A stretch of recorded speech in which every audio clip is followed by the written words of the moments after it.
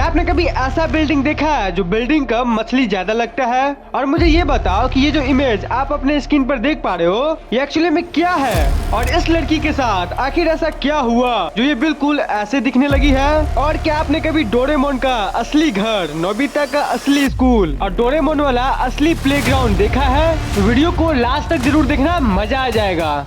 Next fact, अगर आप कभी हैदराबाद गए तो आपको वहाँ पे ये देखने को मिलेगा। अब ये कोई मछली नहीं है जो तालाब से उड़कर यहाँ आ गई है, ये एक असल में एक बिल्डिंग है। ये है नेशनल फिशरीज डेवलपमेंट बोर्ड और ये हैदराबाद के तेलंगाना में मौजूद है। इसके अंदर रूम्स, अपार्टमेंट आपको नॉर्मल बिल्डिंग जैसा दिखेगा, लगेगा कि आप किसी नॉर्मल बिल्डिंग में हो, लेकिन जब कोई इसे बाहर से देखेगा तो शॉक्ड रह जाएगा। जो भी कहो, ये मछली, मेरा मतलब ये बिल्डिंग एकदम मस्त लग रहा है देखने में। नेक्स्ट फैक्ट, ये जो पेट एनिमल्स होते हैं ना, वो कभी कभी पॉपुलर हो जाते हैं किसी मूवी टीवी के चलते या फिर किसी शो के चलते। जैसे इंडिया का सबसे पॉपुलर डॉग रेगनार्ड है, वही बंजारा बॉय जो पूरा इंडिया घूमा है अपने डॉग के साथ। तो ऐसे ही बहुत सारे डॉग या कैट्स कभी कभी पॉपुलर हो जाते हैं जिनकी बहुत ज्यादा फैन फॉलोइंग हो जाती है। तो 1961 में एक हॉरर मूवी आई थी जिसका नाम था टेल्स ऑफ टेरर, और मूवी वालों ने पूरे शहर में एक एडवर्टीजमेंट किया था कि हमें एक बिल्कुल हॉरर मूवी में फिट बैठने वाली एक काली बिल्ली चाहिए, ब्लैक कैट। तो काले कलर की बिल्ली इन्होंने डिमांड किया था एड के थ्रू। तो शहर के जितने भी लोग थे जिनके पास काली बिल्ली थी, आप यकीन नहीं करोगे, सब लोग मुंह उठा के पहुंच गए थे ऑडिशन के लिए और लाइन में लगने लगे जैसे कि आप इस इमेज में देख रहे हो। तो ये इस मूवी का एक नॉर्मल फैक्ट था जो मैंने आपको बताया। नेक्स्ट फैक्ट, जो गर्मी का मौसम होता है वो कितने महीनों का होता है? तो आप कहेंगे कि वही 5-6 महीने का होता है नॉर्मली, लेकिन आपको पता है ये जो यूरेनस नाम का जो प्लेनेट है सोलर सिस्टम में, तो वहाँ पर गर्मी जो है समर वो 42 साल तक रहता है। जी हाँ, यूरेनस प्लेनेट पे 42 साल तक गर्मी रहती है। नेक्स्ट फैक्ट, क्या आपको पता है पूरे भारत देश में सिर्फ मुंबई ही एक ऐसा जगह है जहाँ से पूरे इनकम टैक्स कलेक्शन का 30% होता है? क्या आप ये बिलीव कर सकते हो, इतने बड़े भारत देश में सिर्फ एक शहर पूरे इनकम टैक्स कलेक्शन का 30% होता है, और पूरे देश में जितना भी इंटरटेनमेंट टैक्स आता है तो उसमें से 45% ऑलमोस्ट आधा सिर्फ मुंबई से ही आता है, और आधे से ज्यादा यानी 60% कस्टम ड्यूटी कलेक्शन सिर्फ मुंबई से ही आता है। समझ रहे हो अकेला मुंबई क्या क्या कर रहा है? और यही वो मेन कारण है जिसकी वजह से मुंबई को हमारे देश का फाइनेंशियल कैपिटल ऑफ इंडिया कहा जाता है। देश का जो कैपिटल है वो तो न्यू दिल्ली है, लेकिन financial capital of India Mumbai को कहा जाता है।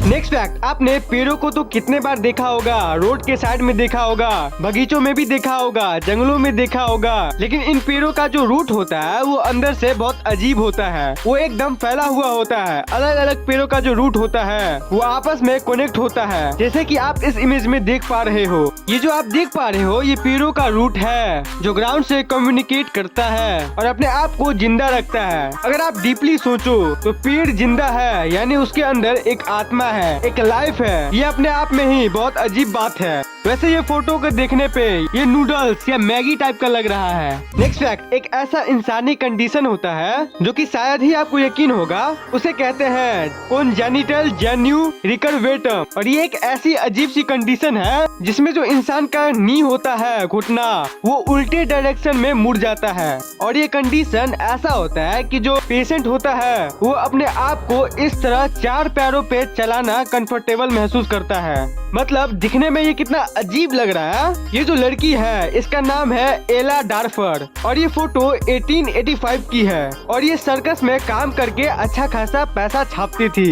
ऐसे जितने भी अजीब और गरीब लोग होते हैं ना, जैसे मैंने आपको पिछले वीडियो में बताया था किसी का लंबा नाक होना, तो ये सब जो लोग होते हैं and the and circus join करके अच्छा प्रॉफिट कमाते हैं। नेक्स्ट फैक्ट, अगर मैं आपको इंडिया का मैप दिखाऊं और ये पूछूं कि इस पूरे इंडिया के मैप पर सबसे इम्पोर्टेंट पार्ट कौन सा है, ऑफ कोर्स जम्मू और कश्मीर तो है ही, लेकिन प्लेस की नजर से, इम्पोर्टेंसी की नजर से अगर हम देखें तो भारत के मैप का ये पार्ट जो आप अपने स्क्रीन पर देख पा रहे हो, जिसे कि सिल्लीगुड़ी कॉरिडोर कहते हैं, ये सबसे इम्पोर्टेंट है, क्योंकि इस जगह की जो लंबाई है वो बस 60 किलोमीटर की ही है और चौड़ाई मात्र 22 किलोमीटर है, और इसको चिकन स्नेक भी कहा जाता है क्योंकि यही पार्ट भारत में इतने बड़े पार्ट को जोड़ी रखी है। तो अगर कोई देश यहाँ पर कब्जा कर लिया तो सिर्फ ये पार्ट नहीं जाएगा, बल्कि ये पूरा जो आप देख रहे हो ना, ये पूरा हाथ से चला जाएगा।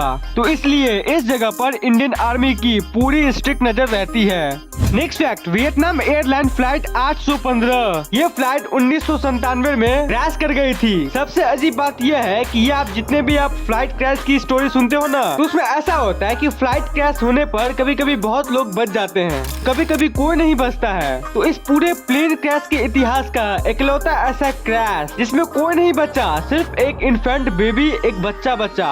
ये रियल फोटो आप अपने स्क्रीन पर देख पा रहे हो। ये एक हिस्टोरिकल फोटो है एक बच्चे के बारे में। ये बच्चा पता नहीं कैसे लेकिन सरवाइव कर गया इस प्लेन हादसे में। पूरा प्लेन खत्म हो गया, सारे लोग मर गए इंक्लूडिंग पायलट। 66 लोग मारे गए थे टोटल। तो ये अकेला बच्चा ही था जो जिंदा बचा।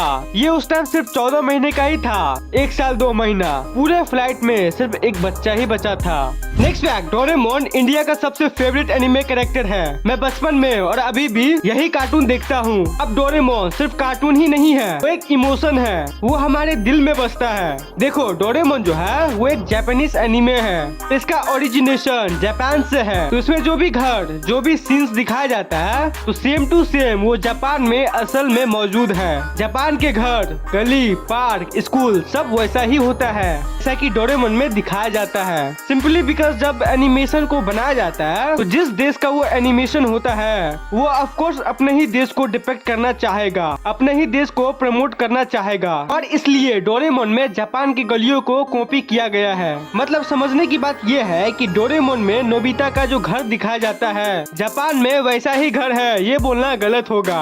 क्योंकि डोरेमोन के एनिमेशन से जापान देश ने थोड़ी कॉपी किया है, बल्कि जापान देश में ऐसा घर है, इसलिए डोरेमोन में ये दिखाया जाता है। क्योंकि डोरेमोन वहीं का लोकल एनिमे है। जापान के लोगों के लिए ये सीन एकदम नॉर्मल है, लेकिन हम इंडियंस के लिए ये नॉर्मल नहीं है, ना कभी होगा। आप जब जापान जाओगे तो आपको ऐसा लगेगा कि आप डोरेमोन के वर्ल्ड में आ गए हो। अगर आप डोरेमोन के फैन हो तो आप पक्का उस सीन को देखकर इमोशनल हो जाओगे। नॉस्टैल्जिया, बहुत गजब का एक्सपीरियंस होगा।